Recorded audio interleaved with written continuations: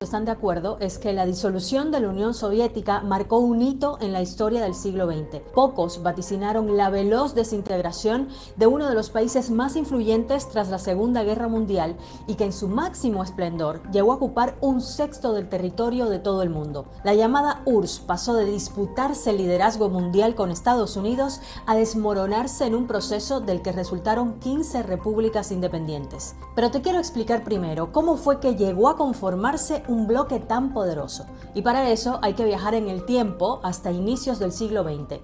Estamos en Rusia, hay mucha hambre y pobreza. Europa está sumida en la Primera Guerra Mundial cuando estalla la Revolución Rusa de 1917. Los llamados bolcheviques se rebelan y derrocan al zar Nicolás II. Acaban así con una monarquía de siglos y se imponen tras una cruenta guerra civil con el revolucionario marxista Vladimir Lenin como líder. En 1922, un tratado entre Rusia, Ucrania, Bielorrusia y Transcaucasia, que son la actual Georgia, Armenia y Azerbaiyán, forman la Unión de Repúblicas Socialistas Soviéticas. Un bloque comunista donde no existía la propiedad privada, el Estado pasaba a controlarlo todo y al que era imposible oponerse. Y que en una espectacular expansión llegó a dibujar este mapa que integró a 15 repúblicas: Armenia, Azerbaiyán, Bielorrusia, Estonia, Georgia, Kazajistán, Kirguistán, Letonia, Lituania, Moldavia, Rusia, Tayikistán, Turkmenistán, Ucrania y Uzbekistán. El tamaño de la Unión Soviética era 2.5 veces más grande que el de Estados Unidos y 6 veces el de la India. Además, tenía acceso y control de recursos naturales como gas y petróleo que la convirtieron en una potencia energética. Pero si bien Lenin fue el arquitecto de la URSS, su sucesor Joseph Stalin inició a finales de los años 20 un proceso de transformación que la consolidaría como una potencia industrial y militar.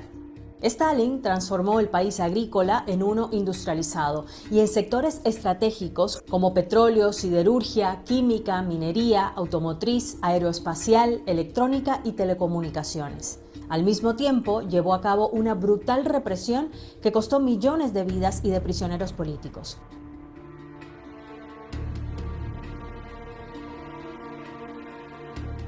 Pero fue sin dudas el fin de la Segunda Guerra Mundial la que hizo emerger a la URSS como una gran potencia. Con su decisivo poderío militar se unió a Estados Unidos, Reino Unido y Francia para derrotar a los nazis y a Japón. Aunque claro, esta alianza entre dos ideologías completamente opuestas, capitalismo y socialismo, era como mezclar el agua y el aceite. Así que tras la guerra, esta asociación incómoda duró bastante poco. La URSS empezó a instalar su sistema en los territorios que había liberado de los nazis en parte de los países bálticos, algo que no gustó a Occidente, liderado por Estados Unidos. Esta área de influencia soviética terminó dibujando en el mapa europeo la llamada Cortina de Hierro. Así comenzó la Guerra Fría, un enfrentamiento que duró décadas. La Unión Soviética y Estados Unidos rivalizaron en casi todo, desde la carrera espacial, la economía, el deporte, hasta poner al mundo al borde de una guerra nuclear.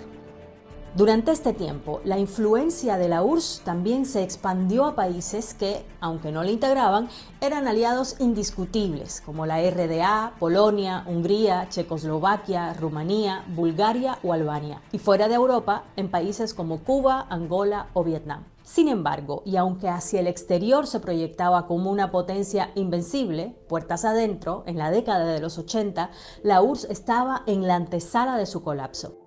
¿Y cuál fue su talón de Aquiles? Pues la economía. No se puede hablar de cifras concretas porque el sistema era muy opaco, pero hacia el inicio de los 80 la productividad iba en picada. Había desabastecimiento de artículos de primera necesidad.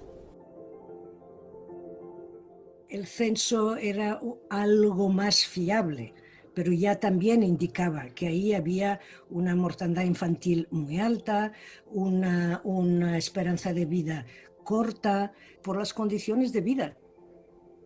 Porque al contrario de lo que se pensaba y de lo que aún alguna gente idealiza en relación con la Unión Soviética, el nivel de vida era muy bajo. Además, aunque Nikita Khrushchev, el sucesor de Stalin, hizo reformas políticas, el espíritu totalitario de la URSS persistió, y con ello el descontento de la gente. Así pintaba el escenario cuando llegó al poder en 1985 el hombre que pondría fin a la Unión Soviética, Mikhail Gorbachev. Aunque ese no era su plan. Gorbachev quería modernizar el sistema soviético con su famosa perestroika, que en ruso significa reestructuración. Hizo cambios radicales en lo económico que acercaron el sistema soviético al capitalismo. Relajó el control centralizado de muchas empresas. Esto permitió a algunos agricultores y fabricantes decidir por sí mismos qué productos fabricar, cuántos producir y cuánto cobrar por ellos. También se permitió la creación de negocios como restaurantes y tiendas de propiedad privada. Por supuesto, el proceso se encontró con la resistencia de la cúpula rusa del Partido Comunista, que no quería perder el control. Y también gran parte de la población sufrió al tener que empezar a pagar caro por cosas que antes subvencionaba el Estado, como por ejemplo la comida. Pero al mismo tiempo, Gorbachev inició un proceso de democratización. Llamó a las únicas elecciones democráticas que tuvo la URSS, en la que fue electo como presidente, y disidentes políticos contrarios al sistema fueron elegidos en las urnas. La dinámica de cambio, tal como era el sistema, realmente solo podía venir desde arriba, porque era un sistema totalitario de represión absoluta de cualquier amago de libertad de expresión. Los cambios empezaron desde arriba, efectivamente, porque fue lo que anunció la perestroika, pero fue la presión desde abajo lo que acabó haciendo caer la Unión Soviética y acabó con el sistema soviético. Y esa presión desde abajo se materializó en un símbolo, la caída del muro de Berlín en 1989, que muchos historiadores dicen que habría sido impensable sin esas reformas que se estaban dando en la Unión Soviética. Y luego se produjo un efecto dominó. La caída del muro alimentó las revueltas contra el dominio soviético.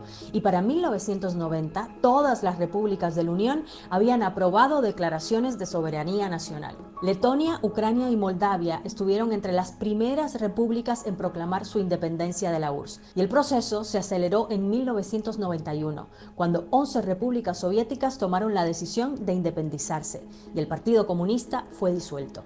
Hasta que a principios de diciembre de 1991, los presidentes de Rusia y Ucrania y el representante del Soviet Supremo de Bielorrusia firmaron el Acuerdo de Belávez, que ponía fin a la Unión Soviética y establecía la Comunidad de Estados Independientes. Días más tarde, a Gorbachev no le quedaba más remedio que renunciar a su cargo como presidente de la URSS, un estado que tras casi 70 años había dejado de existir. Personally, it wasn't a tragedy.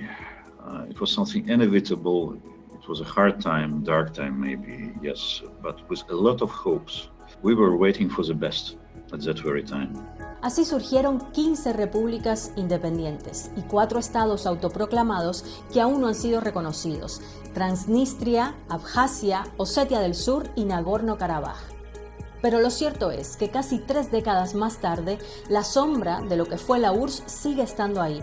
Y Rusia, la más grande de las repúblicas exsoviéticas, es un actor con gran influencia en la región y el mundo. En todo caso, la disolución de la URSS en 1991 significó el fin del mundo bipolar y el inicio de una era más multilateral.